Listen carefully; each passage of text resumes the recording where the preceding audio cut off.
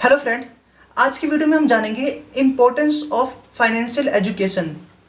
और please video को and तक देखना। आई गारंटेड कि आप वीडियो के एंड में शॉक्ड हो जाएंगे। सो बेटर अंडरस्टैंडिंग के लिए इसे हम एक रियल लाइफ एग्जाम्पल के थ्रू समझते हैं। सो चार फ्रेंड होते हैं, राजू, रोहित, मोहित, रवि। और ये चारों आज से 10 साल पहले 1-1 लाख रुपए इकट्ठा करते हैं। इनके पैसों के रखने के तरीके से हम जानेंगे कि आज की डेट में इनके पास क्या अमाउंट आता है। तो राजू अपने पैसे को तिजोरी में डालता है। तो अब हम एक फैक्ट जानते हैं जो कि ज़्यादातर लोगों को पता नहीं होता है कि हमारे देश में हर साल लगभग 6 की रेट से इन्फ्लेशन आता है। तो अब देखते हैं हम कि राजू की 1 लाख रुपए की वैल्यू आज की डेट में क्या होता है।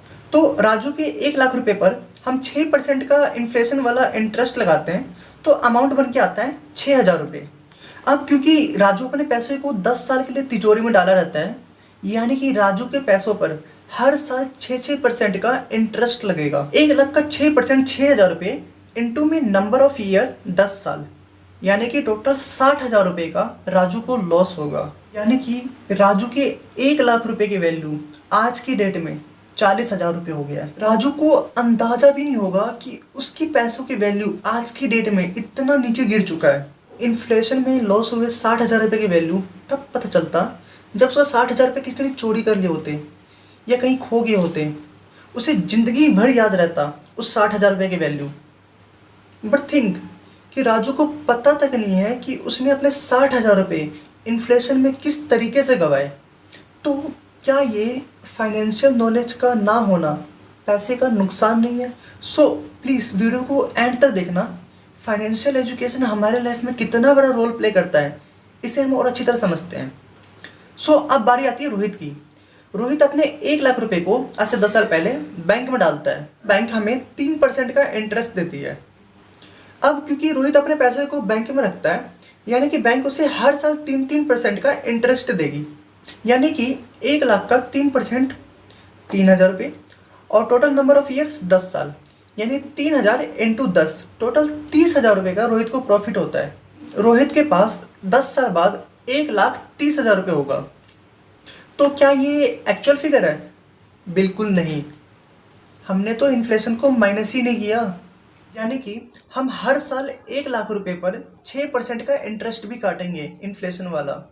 इस हिसाब से टोटल 60,000 रुपये अमाउंट बन के आता है, जैसा कि राजू में बन के आया था। मतलब रोहित का जो 1,30,000 रुपये अमाउंट बन के आया था बैंक इंटरेस्ट ऐड करके, उसमें से हम 60,000 रुपये भी माइनस करेंगे इन्फ्लेशन वाला, वो अमाउंट होगा 70,000 रुपये।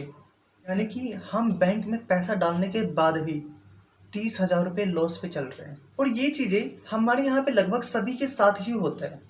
तो क्या हमारे पास बैंक से भी अच्छे ऑप्शंस हैं? बिल्कुल है, बट उसके लिए तो फाइनेंशियल एजुकेशन लेना ही पड़ेगा। अब बारी आती है मोहित की। मोहित अपने 1 लाख रुपए को आज से 10 साल पहले एफडी करवाता है। यानी कि बैंक हमें 7 से 8% का इंटरेस्ट देती है, यानी कि हम 8% मान के चलते हैं, और इन्फ्लेशन 6% की रेट से आ रहा है, हमें 2% का प्रॉफिट हुआ। यानी कि 1 लाख का 2% 2,000 रुपये, और नंबर ऑफ ईयर्स है 10 साल, टोटल अमाउंट आता है 20,000 रुपये। यानी कि मोहित का नेट अमाउंट 1,20,000 रुपये होगा।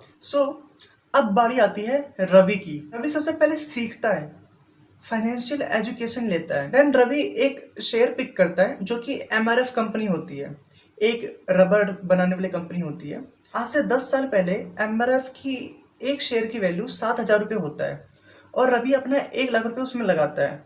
यानी 1 लाख को 7,000 से डिवाइड करेंगे, जो अमाउंट आता है वो आता है 14.28। आफ्टर 1 मंथ उस शेयर की वैल्यू इतना ज़्यादा नीचे गिरा कि 7,000 से 4,000 पे आ गया। रवि का माइंडसेट कुछ ऐसा था कि शेयर की वैल्यू नीचे गिरने से उसे ज़्यादा कुछ फर्क नहीं पड़ा। रवि ने इस माइंडसेट से पैसा उसमें इन्वेस्ट नहीं कि वो किसी दूसरे को दे रहा है।